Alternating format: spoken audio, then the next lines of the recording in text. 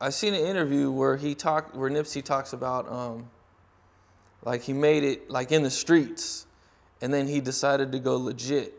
Was it crazy to see that happen to somebody? No, it you wasn't. know, It wasn't, because I was one of the guys at the neighborhood that he took to, because he can just tell that I was one of them that probably wanted something. You know what I'm saying? Wanted something different than what was over in the neighborhood. And I seen that in him too. It was just like, it worked with us because it was like, we both wanted the same thing. You know what I'm saying? Right, right. How hard was your grind? I mean, when you were trying to make it through the music, and you were pushing and everything, and you got Nipsey, and he's talented. What was your kind of way of seeing things? I mean, the grind for music, it was like. Was it like the same as your hustle in the streets? Just like go all out and make it happen? I would say the music hustle is a little better because it come without prison. You know what I'm saying? That was something that he knew. He knew that it came without prison, and I was like, at the time, like, I didn't care. You know what I'm saying? So I was hustling. You know what I'm saying? Until I wanted to change. Where does that the feeling of not caring come from?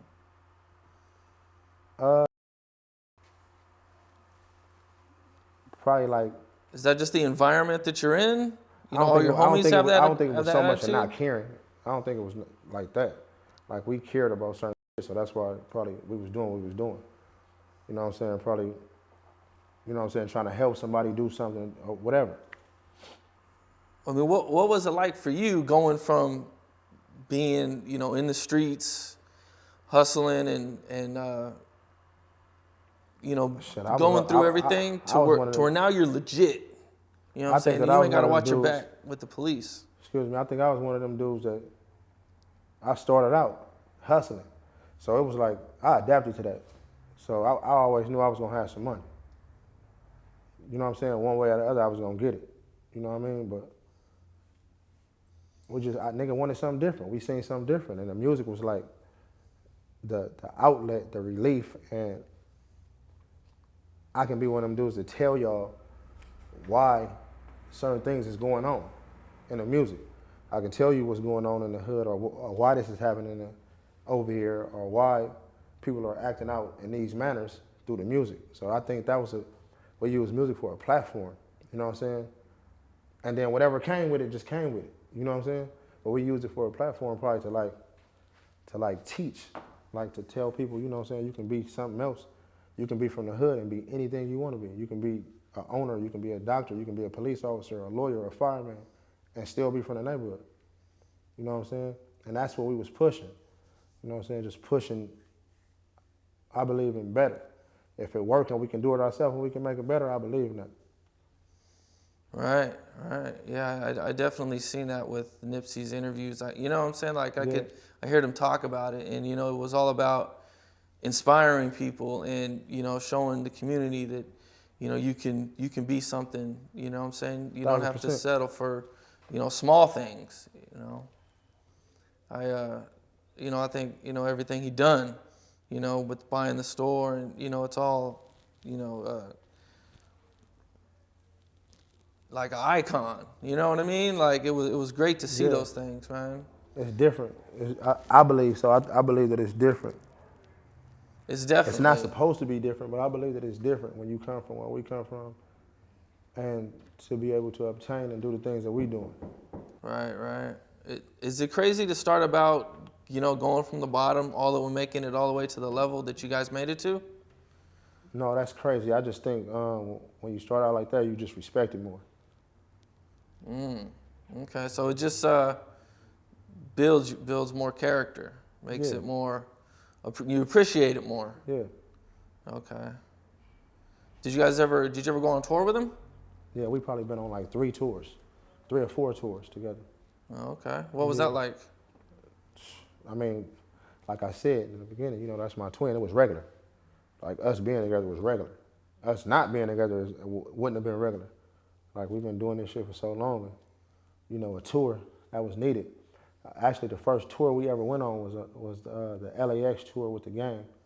That probably was like, I want to say in like 2007, maybe, somewhere around there.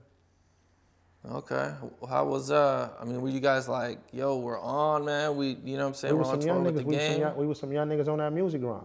Yeah. Once we put down all that other shit that we was doing in the neighborhood, we just picked up on the music and was on a music grind majorly, like by any means. We going to go get on the stage. We finna get the microphones. We finna get on the stage. We gonna get a DJ. We gonna get our managers together. We gonna do this shit ourselves. If don't nobody believe in it, fuck them. This is what we doing. That's what for real. That's what we was on. So you and Nipsey, you're on tour. You said you were on like about 3 tours with him. The LAX tour. Is there any crazy tour stories that you could share with us? Yeah, I got a couple of crazy tour stories I can share. I can share a couple. One time we went to Vegas and we attended an event at the Strip Hop. We went to perform.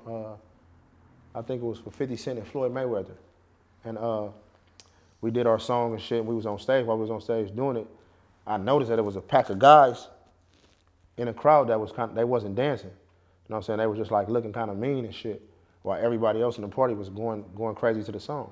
So, you know, I hopped over there, told them, whispered in his ear, like, watch these guys right here. And we proceeded on with the song, finished the song, and we got off the stage. And I remember we had a couple of guys with us too. Like I walked down and let them know that these guys look like they might be trouble. You know, so that happened. Them got off the stage. Of course, he started taking like pictures with the fans and shit. And the pack of like 10 or 13 guys, whatever it was, they approached him. And while they approached him, you can see the girls that Nip was taking a picture with, like ran from up under his arms. At that time, I proceeded towards what a crowd, a pack of guys was, and I can just see Nip's face being like seriously bothered, like the guy said something bad, and Nip was like getting ready, like if he was finna have to take a blow or something, or if he was finna give one. Well, before it got to that point, you know what I'm saying, I kind of caught it before it happened, and we fought our way out that club, and we made it out successfully. It was just you and him? No, it was a few guys. Oh, okay. Yeah. Yeah, okay. So you guys, He talks about this story openly in his music too. So if you ever listen to his music, you will hear about that story. Okay.